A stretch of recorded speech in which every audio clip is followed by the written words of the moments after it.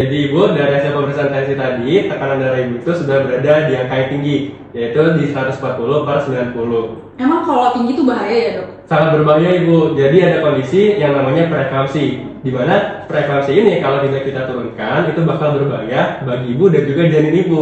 Emang gimana sih preeklamsi itu, Dok? Nah, kalian penasaran sama preeklamsi itu apa? Simak video berikut ya. Kalian tahu nggak sih apa itu preeklamsi? Preeklamsi itu adalah komplikasi pada ibu hamil dengan usia kehamilan lebih dari 20 minggu. Yang dimana kondisi ini ditandai dengan tekanan darah yang tinggi dan juga dengan disertai gejala-gejala lain atau temuan-temuan lain pada hasil laboratorium. Seperti ditemukannya protein urin yang tinggi, juga bisa pandangannya kabur dan juga sakit kepala berat. Kondisi preeklamsi ini jika tidak ditangani dengan segera akan menuju kepada eklamsia, di mana ibu-ibu hamil mengalami kejang-kejang. Oke, kenapa sih preeklamsia itu sangat penting? Karena di Indonesia, angka preeklamsia itu ada di angka 32,7 berdasarkan penelitian di tahun 2024. Padahal, WHO sendiri hanya mengeluarkan 2 sampai dengan 8% untuk ibu-ibu hamil dan pada negara berkembang berada pada 2 hingga 18%. Sedangkan Indonesia belum. Preeklamsia itu sebenarnya merupakan ari-ari atau plasenta yang ada di dalam tubuh tidak terbentuk secara sempurna, sehingga ari-ari tersebut tidak mendapatkan aliran darah secara normal, yang mengakibatkan ari-ari ini mengeluarkan zat-zat yang akan menghancurkan dinding pembuluh darah. Dan setelah itu akan terjadi yang gejala-gejala seperti protein di dalam urin, kemudian tekanan darah tinggi, dan yang terakhir adalah bengkak di tubuh ibu. Dan ada beberapa kondisi yang bisa menyebabkan seorang ibu itu mengalami preeklamsia. Nah, yang pertama, ibu yang pertama kali hamil. Yang kedua, ibu yang sedang di usia lebih dari 35 tahun. Yang ketiga, pernah mengalami preeklamsia sebelumnya dan memiliki riwayat keluarga. Nah, selain itu, ibu yang memiliki berat badan berlebih, kemudian yang mengalami hipertensi atau tekanan darah tinggi. Kemudian juga untuk ibu yang mengalami penyakit ginjal, lalu untuk yang mengalami diabetes dan kehamilan kembar itu juga bisa meningkatkan terjadinya preeklamsia. Karena itu perlu nih untuk rutin melakukan pemeriksaan kehamilan, lalu untuk mengontrol pola makan serta berat badannya, serta mengontrol penyakit yang sudah ada sebelumnya. Nah, teman-teman tahu nggak sih kalau preeklamsia itu bisa muncul di waktu-waktu yang berbeda loh. Ada yang muncul sebelum 34 minggu, ada yang muncul setelah 34 minggu, bisa juga muncul pada saat janinnya prematur, atau lebih dari 37 minggu. Nah, dulu ada istilah untuk preeklamsia ringan sama berat. Tetapi sekarang ini, dokter itu tidak lagi menggunakan istilah tersebut. Karena meskipun kelihatannya ringan, tetap akan berbahaya bagi janin dan juga ibunya. Makanya, jika seorang ibu hamil itu mengalami gejala seperti bengkak mendadak dan juga tekanan darah tinggi saat hamil, segera diperiksakan di tenaga kesehatan ya.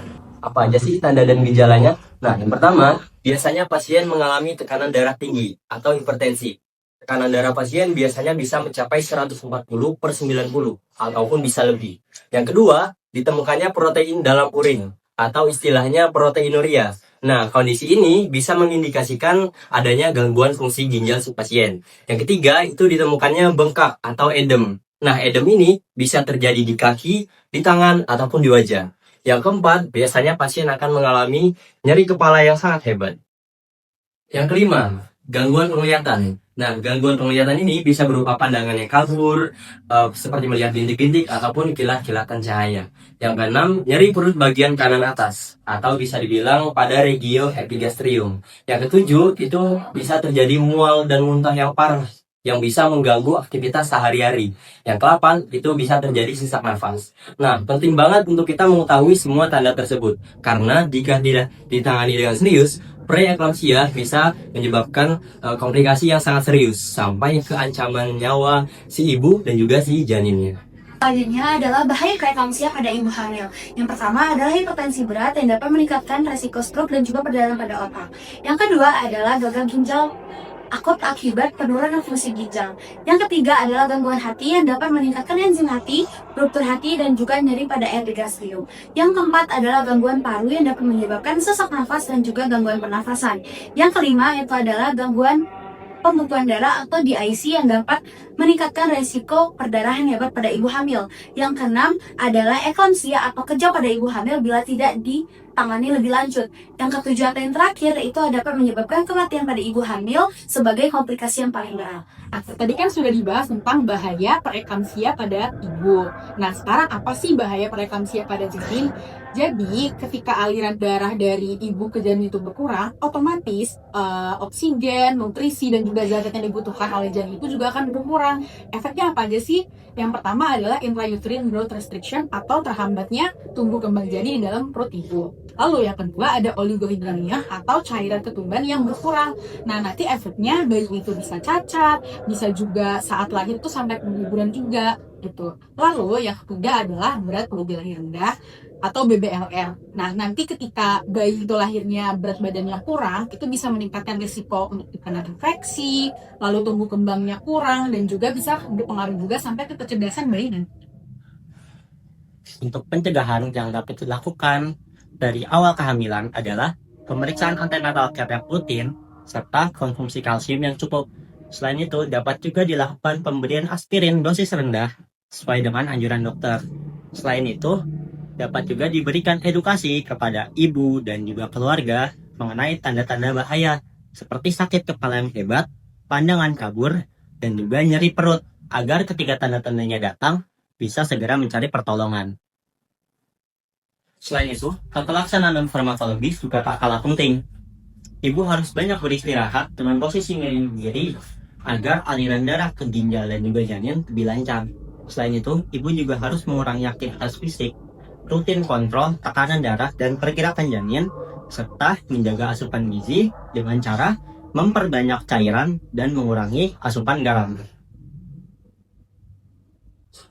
Jadi, pandangan preeklamsia adalah untuk menjaga kesehatan ibu dengan mengirimkan darah dan mencegah terjadi kejang.